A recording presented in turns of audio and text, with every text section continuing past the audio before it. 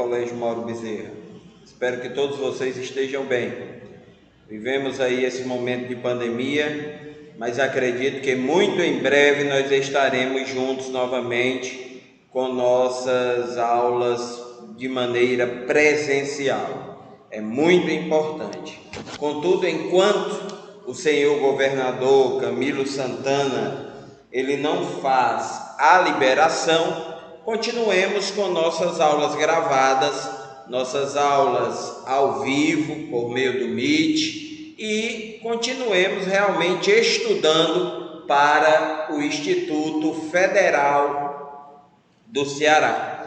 Pessoal, na aula de hoje nós iremos falar sobre gimnospermas e angiospermas. No caso, são considerados vegetais superiores. Semana passada nós estudamos briófitas e pteridófitas. E no caso, nesta semana, nós iremos nos aprofundar no tocante a gimnosperma e angiosperma, ok? Então vamos lá. Galera, quando a gente fala gimnosperma, a gimnosperma ela é considerada um vegetal superior. Contudo, é um vegetal que não apresenta fruto, ou seja, nós podemos dizer que as gimnospermas elas foram os primeiros vegetais a desenvolver semente.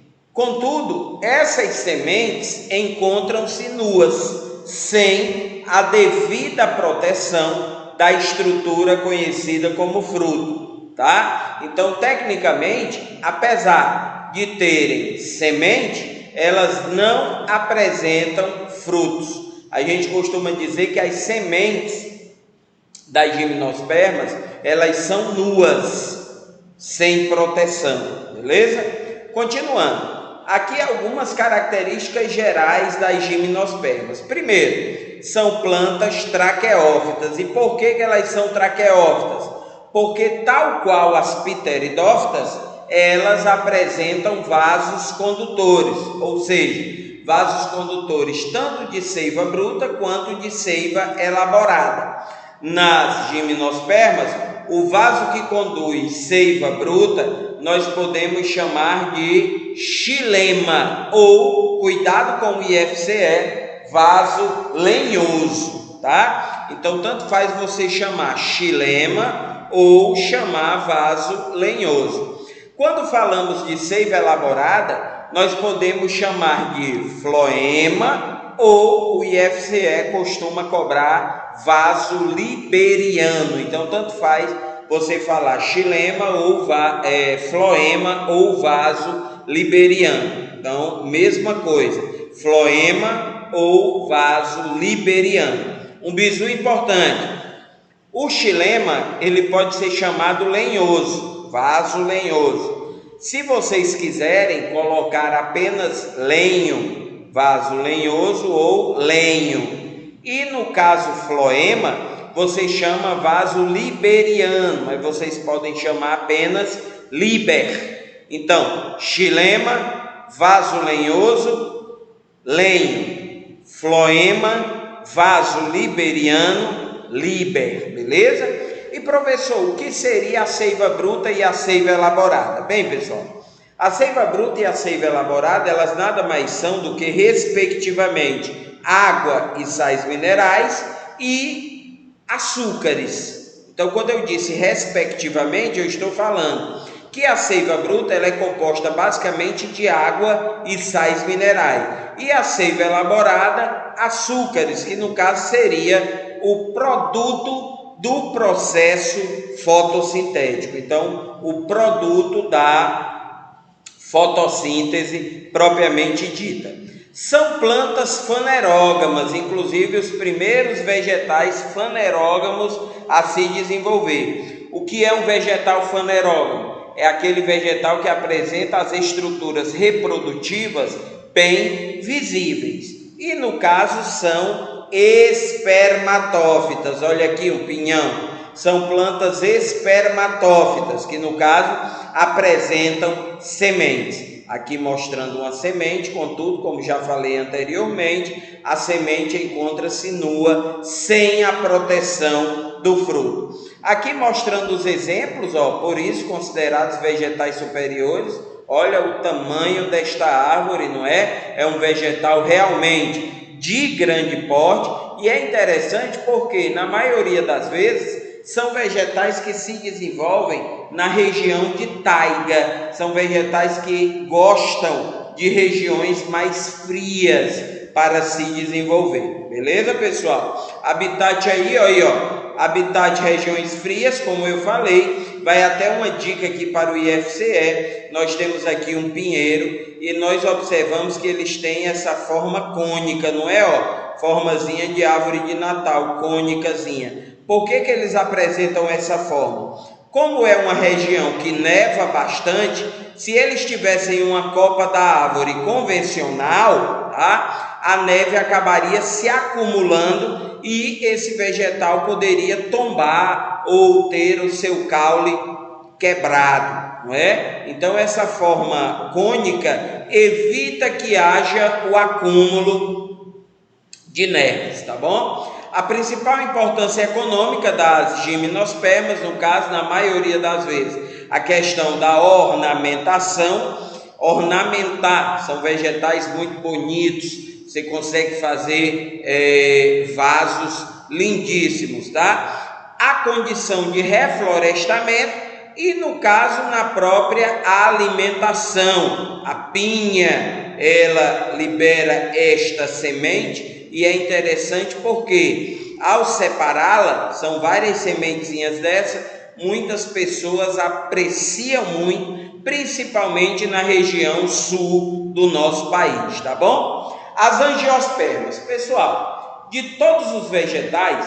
as angiospermas são as que irão apresentar maior desenvolvimento, ou seja, são vegetais que apresentam semente, contudo, tem a presença do fruto, onde o fruto irá ter como função primordial nas angiospermas a questão da proteção das sementes. Então o fruto, ele apresenta a função protetiva. A angiosperma, ela não tem mais a semente nua, a semente dela existe de maneira protegida em virtude justamente da presença do fruto. São traqueófitas, da mesma forma que as gimnospermas, apresentando vasos de condução de seiva, tanto de seiva bruta, a água e os sais minerais, como de seiva elaborada, no caso, o produto do processo fotossintético. Então, elas apresentam realmente as duas condições: seiva bruta, o xilema; seiva elaborada, o floema. Professor, eu posso chamar o xilema de lenho normalmente, tal qual a gimnosperma, e eu posso chamar o floema de liber ou vaso liberiano também. Mesma coisa aplica-se às gimnospermas, tá bom? É interessante porque ela apresenta dois estados: um vegetativo, onde o vegetal apresentará folhas, caules e raízes. Vocês observam que no estado vegetativo é apenas a sobrevivência, subsistência. Ela precisa da folha para o processo fotossintético, ela precisa do caule para o transporte da seiva, tanto a seiva bruta quanto a seiva elaborada, e precisa da raiz para fixação e absorção de água e sal mineral. No estágio reprodutivo, tá? Ela vai apresentar as flores, que seriam basicamente, anotem aí, os órgãos reprodutivos, os órgãos reprodutores das angiospermas, os frutos que abrigam no seu interior as sementes. Tranquilo? Então são dois estados: no vegetativo, folhas, caules e raízes, e no reprodutivo, flores, frutos e sementes. Beleza, pessoal? Vamos lá para frente. As angiospermas, por serem vegetais superiores de grande porte, elas se adaptam às mais variadas condições ambientais. Então nós temos angiospermas espalhadas por todo o globo terrestre. São vegetais extremamente biodiversos. A biodiversidade é realmente tremenda e muito adaptáveis, tá bom? Existe, pessoal, contudo, dois grandes grupos de angiospermas, as chamadas dicotiledôneas e as chamadas monocotiledôneas. Vamos aqui explicar de maneira bem interessante. Galera, aqui nós temos uma sementezinha de feijão. Se você observar, a semente de feijão ela pode ser dividida em duas partezinhas iguais.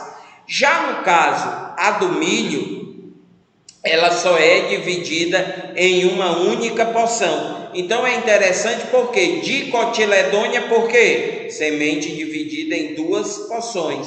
Cada porçãozinha dessa, ó, nós chamamos cotilédone. Já na monocotiledônea não, só existe um cotilédone. Por quê? Porque a semente ela não pode ser dividida. Nós temos outras características interessantes, ó, das folhas. No caso, a folha das dicotiledôneas é uma folha que apresenta nervuras bem interessantes, bem distribuídas em toda a superfície da folha. Já nas monocotiledôneas, as nervuras elas são paralelas, tá bom? Com relação à estrutura aqui do caule, ó, a gente observa uma separação muito clássica do vaso lenhoso e do vaso liberiano. O lenhoso é mais interno, o liberiano é mais externo. As flores apresentam diferenciações clássicas. As flores que nós conhecemos com maior propriedade seriam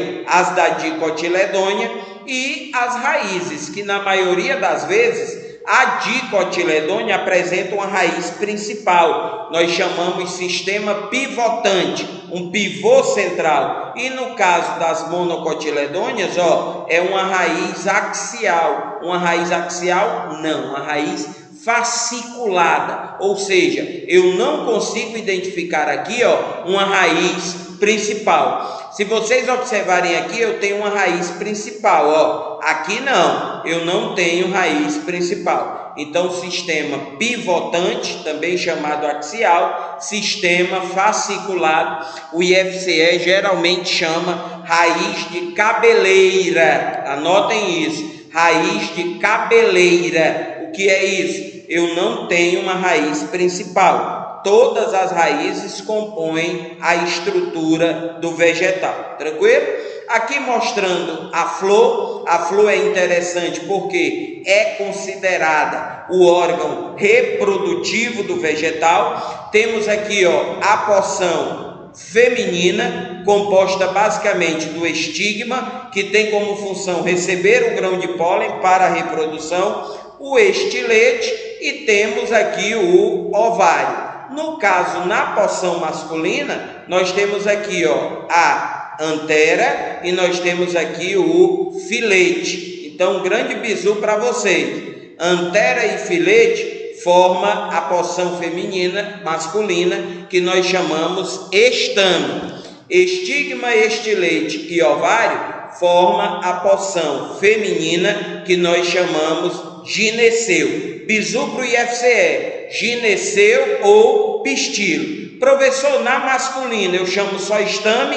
Não. Aqui na masculina você pode chamar também de androceu. Anote esses nomes: androceu ou estame, gineceu ou pistilo. Gineceu feminino, androceu masculino. Beleza, pessoal? Temos aqui, ó, os tipos de polinização.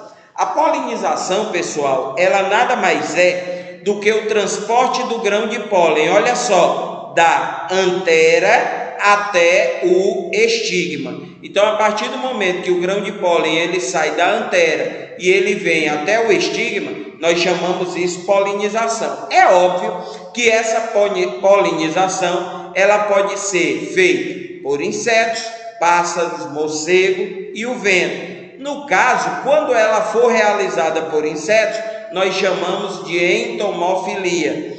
Quando for por meio de pássaros, nós chamamos ornitofilia. Morcegos, quiropterofilia. Vento, anemofilia.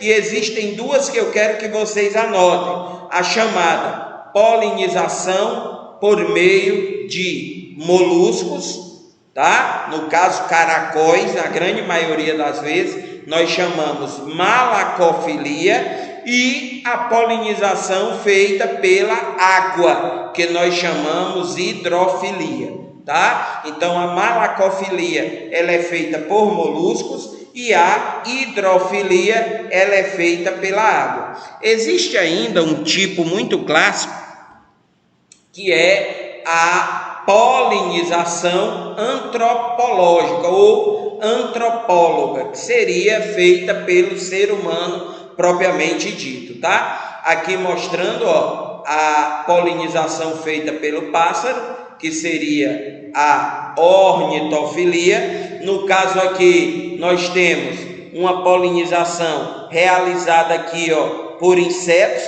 Você vê a abelhinha polinizando, então nós chamamos tecnicamente essa polinização realizada por abelhas de entomofilia. Aqui outro exemplo de entomofilia feita aqui pela borboleta. Aqui, pessoal, a gente não consegue distinguir de maneira adequada, mas isso aqui é um morcego.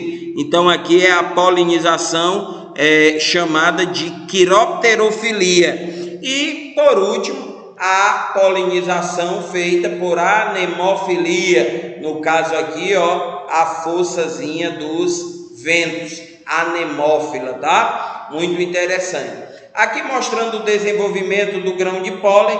O grão de pólen é uma estrutura reprodutiva, então ele está intimamente ligado às angiospermas, tá? Muito interessante o grão de pólen, por quê? A partir do momento que esse grão de pólen ele sai lá da antera e ele chega lá no estigma, o que é que vai acontecer? Ele vai desenvolver esse tubo polínico que levará os núcleos espermáticos até o ovário da flor para que ocorra a produção do fruto. Existe um bizu importante, pessoal, olha só. Lá no ovário, o que é que acontece? O ovário, ele origina o fruto propriamente dito. Os óvulos originam as sementes.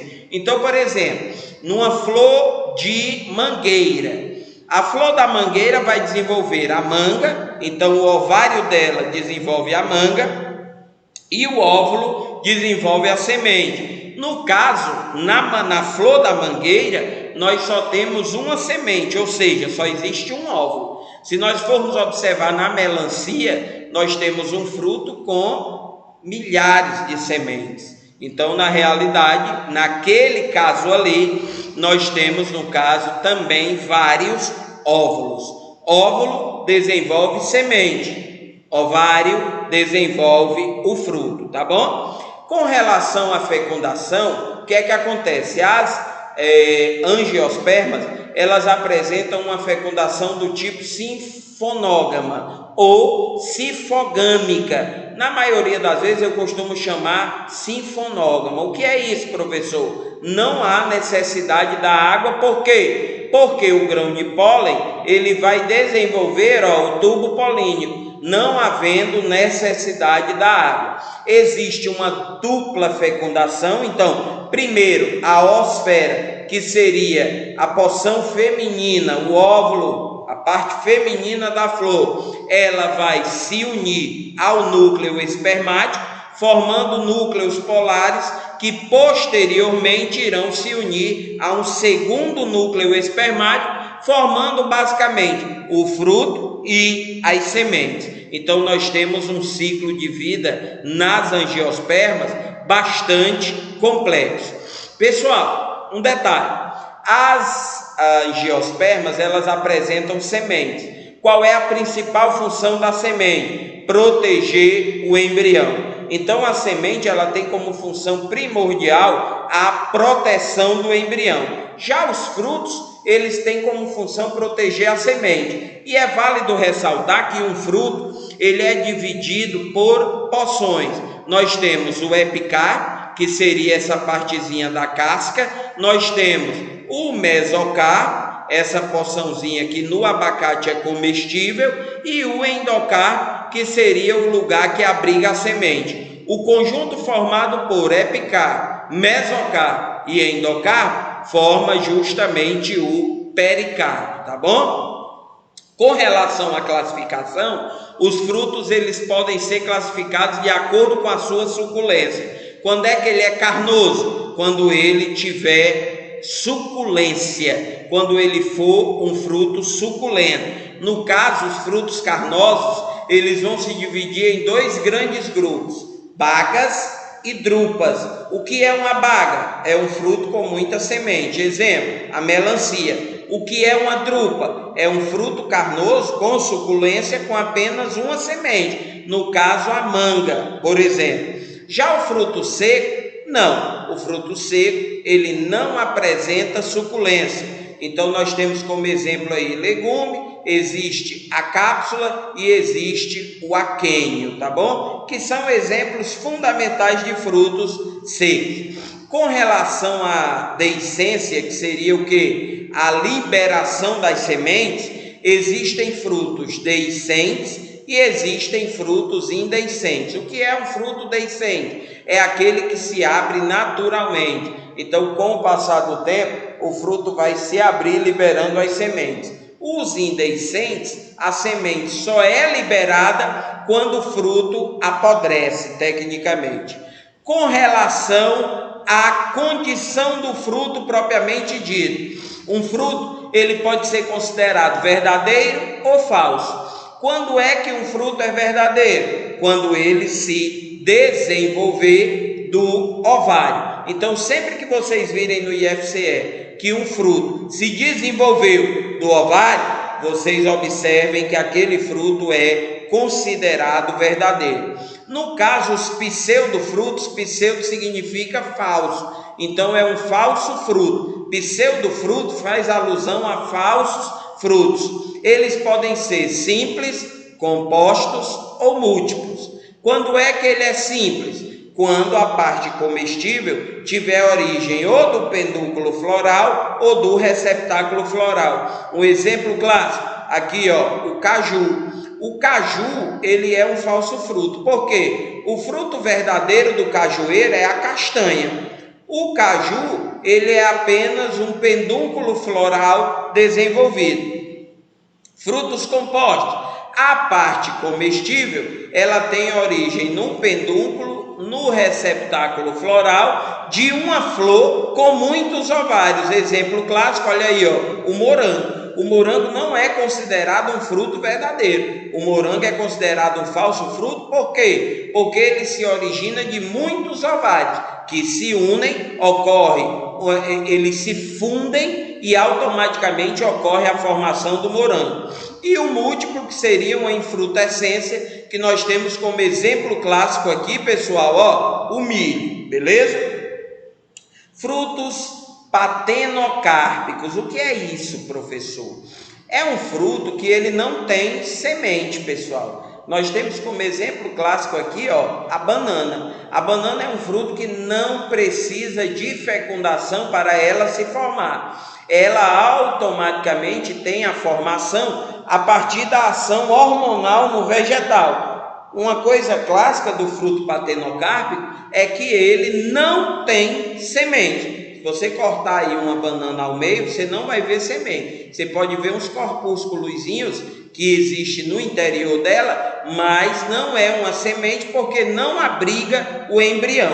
É patenocárpico por quê? Porque teve formação a partir da ação hormonal, beleza? Galera, fica aí a atividade, que seria justamente o exercíciozinho do capítulo. Lembrando que esse exercício vai estar postado no Google Sala de Aula, no Google Classroom. Eu vou deixar postado tal qual ficou o exercício da aula passada. E lembrem-se de o seguinte: vencer a si próprio é a maior das vitórias. Então, lutemos contra nós mesmos para que consigamos, no futuro, uma vitória. Consigamos realmente o futuro que todos vocês almejam. Não vamos desistir dos nossos objetivos, tá bom, pessoal? Grande abraço, fiquem com Deus e até a próxima. Tchau, tchau.